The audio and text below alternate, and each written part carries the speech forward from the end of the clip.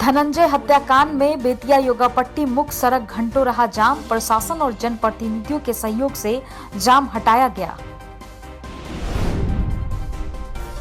योगापट्टी प्रखंड के पिपरा नौरंगिया पंचायत के पांडे टोला स्थित मंगलवार की देर शाम 2 धूर गैर मजरूआ जमीन को लेकर 2 पक्षों में जमकर मारपीट हुई, जिसमें एक व्यक्ति की मौत हो गई है। वहीं इस घटना में 5 लोग गंभीर रूप से घायल हो गए। घायलों का इलाज बेतिया एमजेके अस्पताल में चल रहा है। जानकारी के अनुसार मंगलवार की देर शाम सुकट शाह के घर के सामने 2 दूर गैर मजरूआ जमीन मांग रहे थे लोग। इसी दौरान गाँव के संजय पांडे, मकसूदन पांडे आदि लोगों ने गैर मजरूआ जमीन के 2 धूर को लेकर झड़प हुई है। संजय पांडे हैं, वो 1 महीना पहले से 50,000 रुपया मांग रहे थे।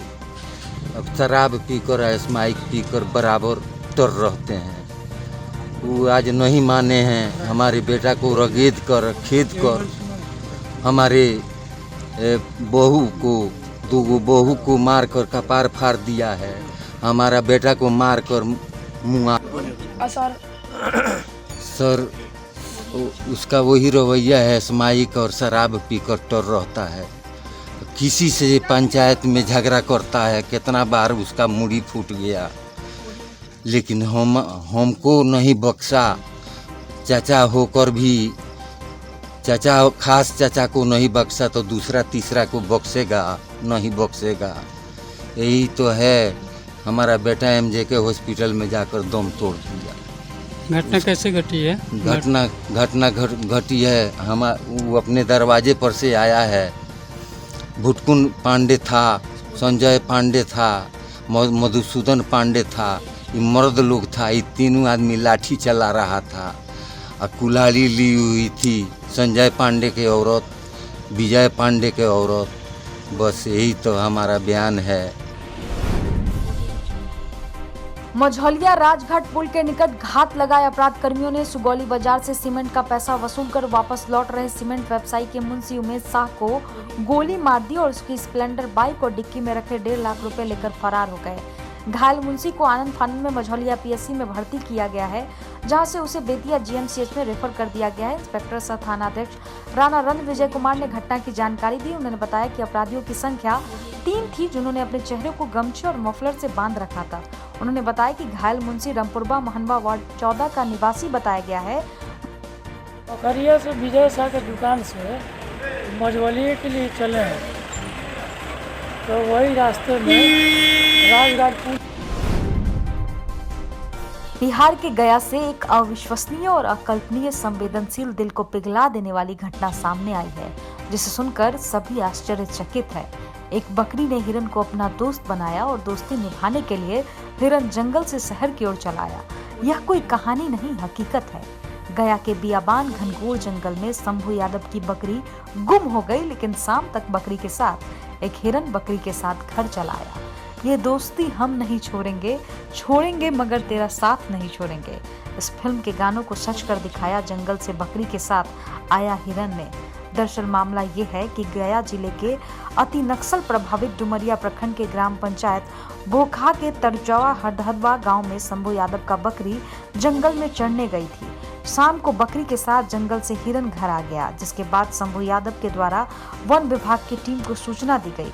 सूचना के बाद वन विभाग के कर्मी विनय राम, एसबीओ संजना कुमारी, ललिता भारती ने गांव में जाकर हिरन को अपने कब्जे में ले लिया गया। हिरन की बर्बादगी के बाद उसकी स्वास्थ्य की जांच की गई और वन विभाग को सौंप दी गई।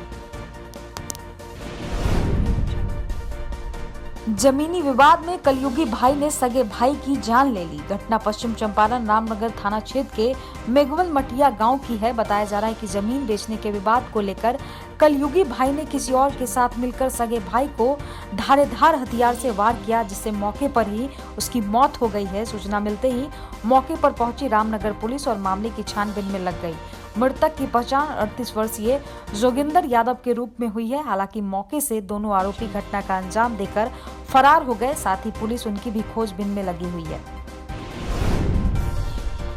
खबर बगहा से है। ठंड में ठिठुर रहे गरीब बेसहारों के लिए बगहा के कुछ युवाओं ने मुहिम शुरू की है। बगहा रेलवे स्टेशन, अनुमंडल अस्पताल समेत चौक चौराहों पर ठिठुर रहे बेसहारों के बीच युवाओं की टोली कंबल बांटकर राहत पहुंचाने की मुहिम चला रही है। युवाओं की टोली की सराहना लोग कर रहे हैं और मानवता की मिसाल काम कर रहे युवाओं को सहयोग करने के लिए कई हाथ आगे बढ़ रहे हैं।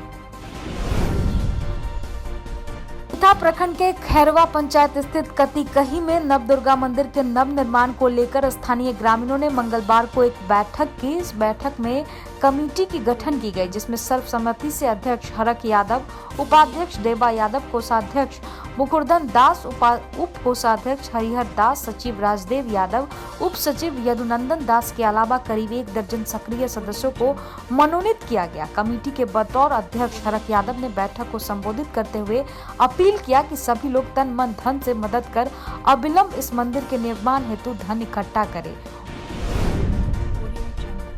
पश्चिम चंपारण में आज नरकटियागंज प्रखंड में मुख्यमंत्री ग्रामीण पेयजल निश्चय योजना के अंतर्गत संपन्न एक योजना की कराई गई स्थलीय जांच।